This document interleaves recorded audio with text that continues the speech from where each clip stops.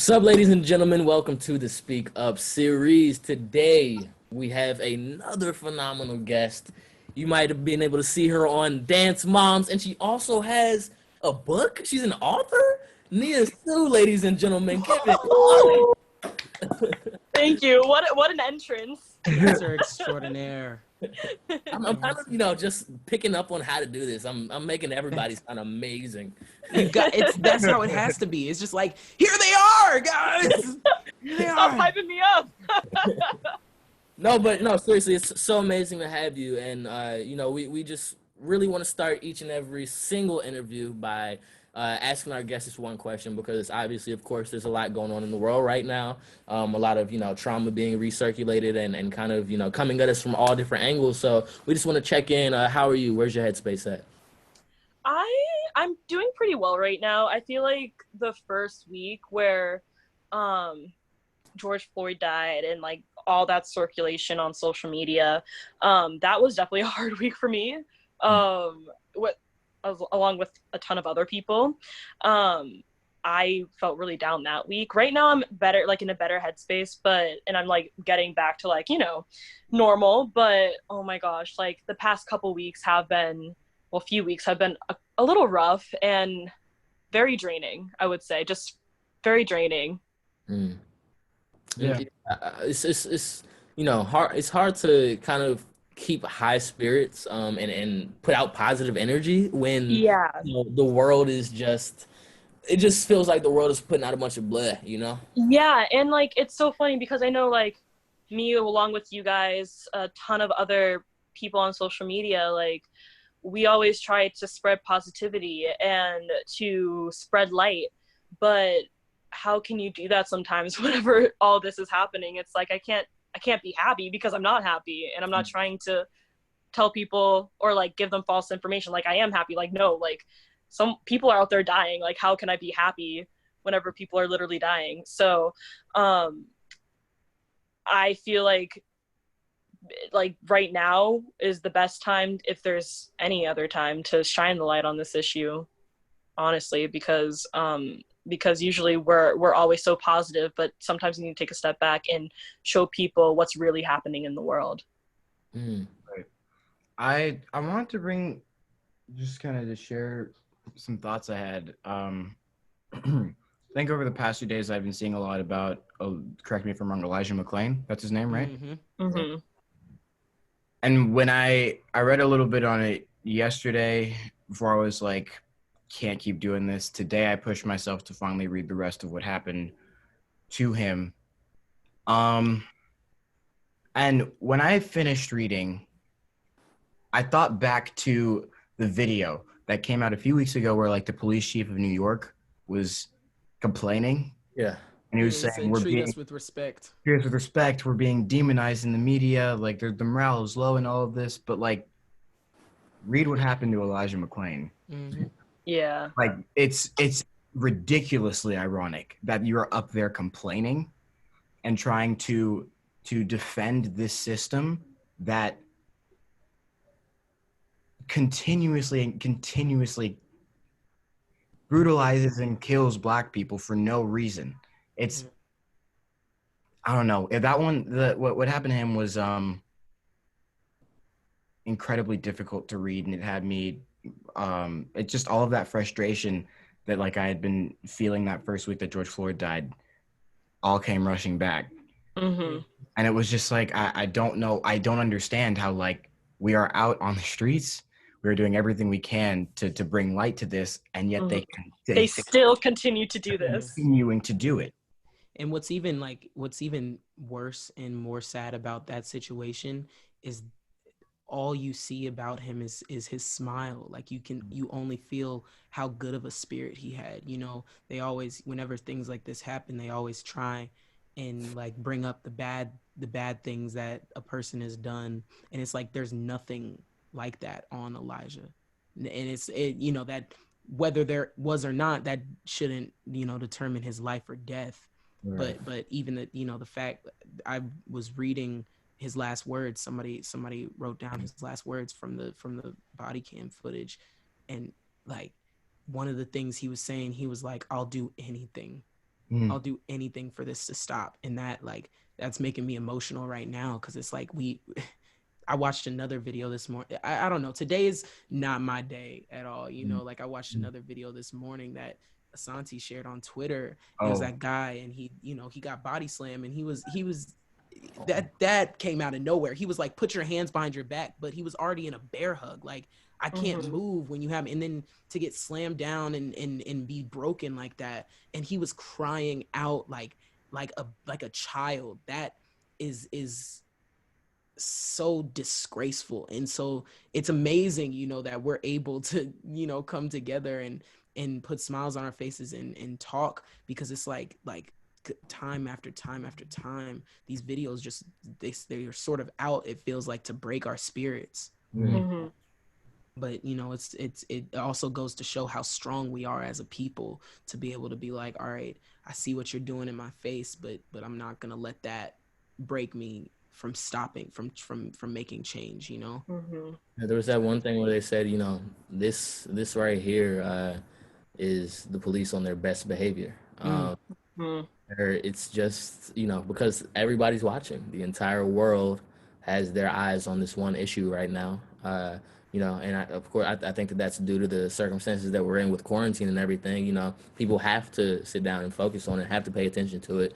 But, you know, if the police on their best behavior is, you know, them doing what happened to Elijah McClain, which, you know, it just, when I think about Elijah McClain, I think about Trayvon Martin. It just, you know, very clearly resembles that story. And while with Trayvon Martin, you know, it was George Zimmerman was not a police officer, but you know, they're both just young men walking home, you know, just walking home, and then the result of going out and walking home was the loss of their life.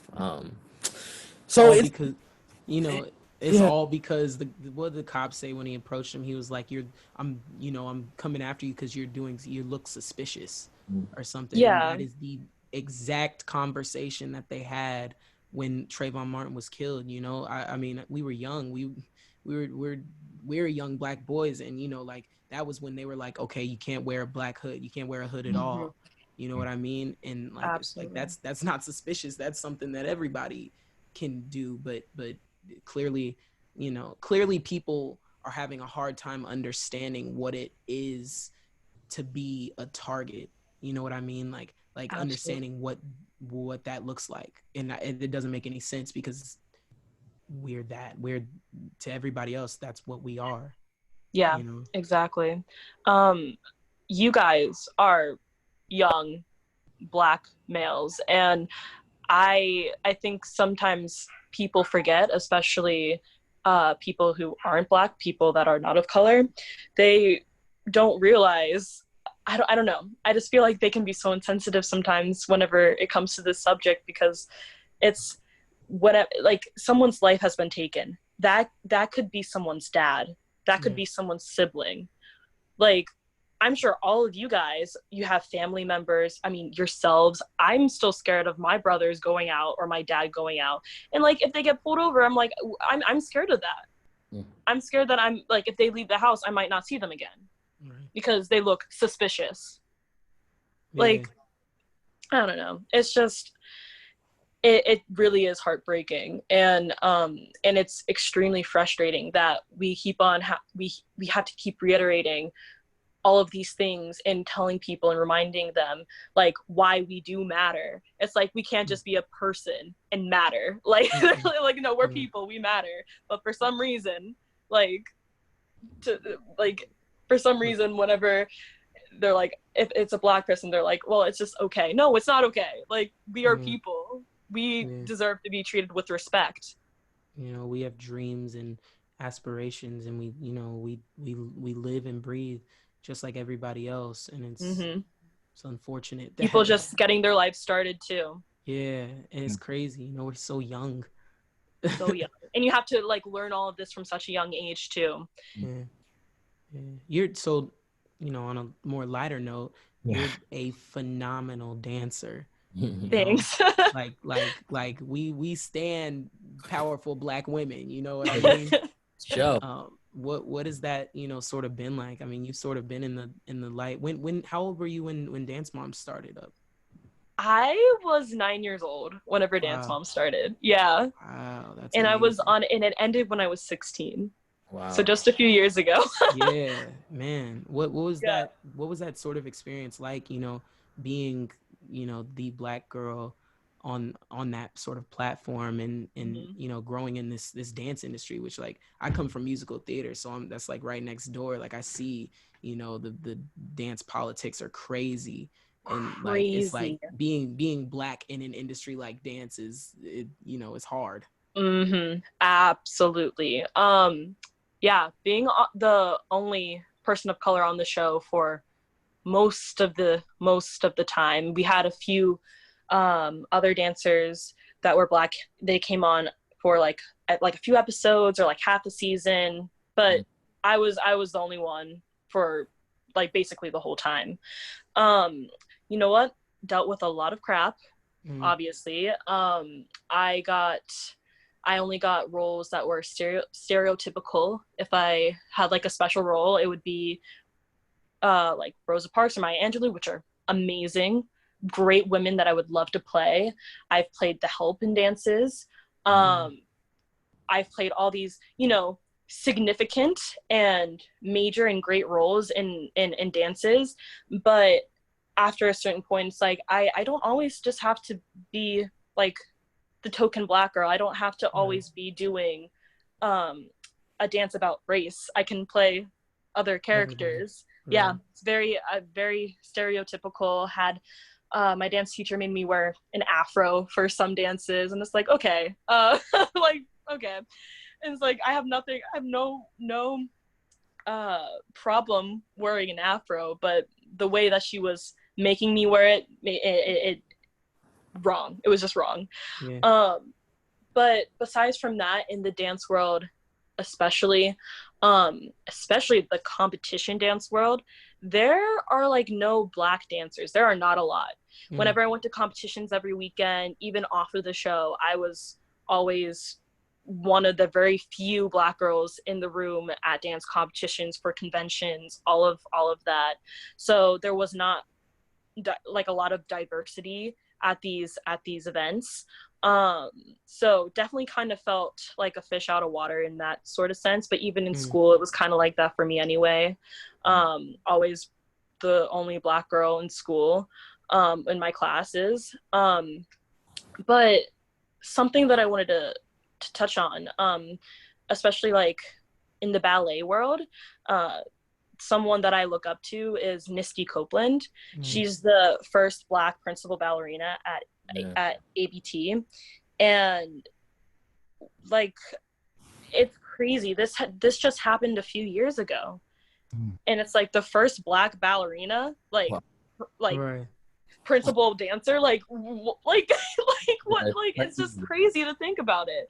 But I looked up to her because I was like, I I can do that. I can be a beautiful, graceful dancer, and I can't. If I wanted to be a ballerina, I could be a ballerina, and it's so good to have uh, role models that you can look up to. Like whenever I was little, um, whenever young girls are little, it's really important. Not just young girls, but young boys, honestly, in general, Mm-hmm. everyone of color.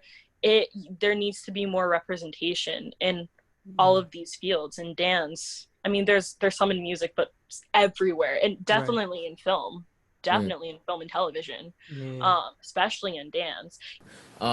You know, we were just talking about everything. I'm not sure if you heard about everything that went down with J. Cole and No Name. Um, where firstly, are you familiar with what happened with them? No. So basically, what had happened was No Name, who's a rapper, Right. black woman rapper. She put out a tweet where she said, you know, your favorite rapper, their whole discography will be about the plight of black people, but are nowhere to be found during this movement. And it's now deleted. You know, she deleted it after she tweeted it. But then J. Cole, he came out with a song basically defending himself because you know he thought that she was talking about her. And one of the things that he said that struck a nerve with a lot of black women was, this queen's tone is bothering me. It seems like she had the luxury, or not even luxury, but just the privilege of being able to grow up in a conscious environment. And instead of talking down on me, why don't you help me through this? But people's Right. problem with this was that oftentimes black women are always asked to talk, Hold a to hand. hold our hands through this, when black women have been the people to bear so much. The Mm-hmm. very famous Malcolm X quote: "The black woman is the most disrespected person in America." Mm-hmm. And so I'm curious to know, first and foremost, how do you feel about that? But then also you talking about your confidence, because a lot of the time, with black men as well, but mostly black women, when there's a confident black woman and she knows herself and she knows who she is, a lot of the time people try to tear her down, Mm-hmm. because they think that she's less than. What's your experience been with that? I've been in so many situations, on and off the show.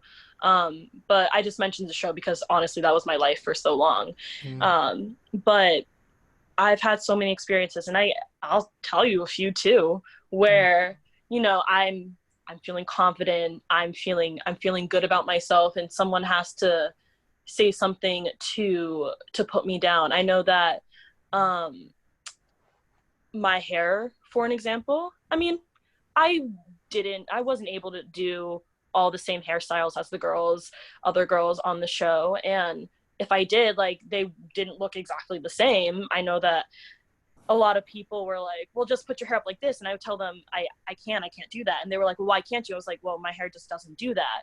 Right. And I would either get in trouble or people would get annoyed. And I'm just like, guys, like, I just cannot do that. That's not what my hair was meant to do. And my hair actually got super damaged from the show as well. Mm. But not only that, uh, I had braids on the show. Sorry, I'm talking about hair right now, but it's very Yes. significant because No, that's part of your experience. I had braids on the show once, and my dance teacher told me that I wasn't allowed to have them because they were distracting, they looked ugly, and they basically like looked like worms. So I had to take them out, and I wasn't allowed to have them. So that happened on the show. And here's me, just a little, like, I don't know how old I was, maybe like 11, maybe, like, feeling good with my braids, and my Right. dance teacher telling me that, like, Yeah. How do you okay. continue in industry? Like what how do you overcome things like that? That's spirit crushing Mm-hmm. language, you know what I mean? Yeah. Again, I'm thankful to have my mom because Mm. she without her, I don't know how I would have been able to Yeah, Miss uh Holly's a superwoman. she is. My mom is she's an MVP. She is the MVP. But I think just having the support of my family Mm. helped me through that a lot, because, and also my fan base as well, especially the Black community, they usually had my side for most things, and they would call out things whenever they were wrong as well. Good.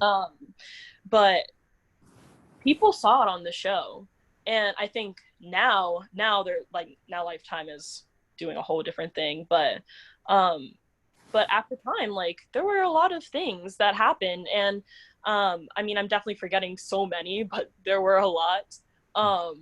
And the reason why I got through it was not not uh getting down, or letting her words or people or other words get to me.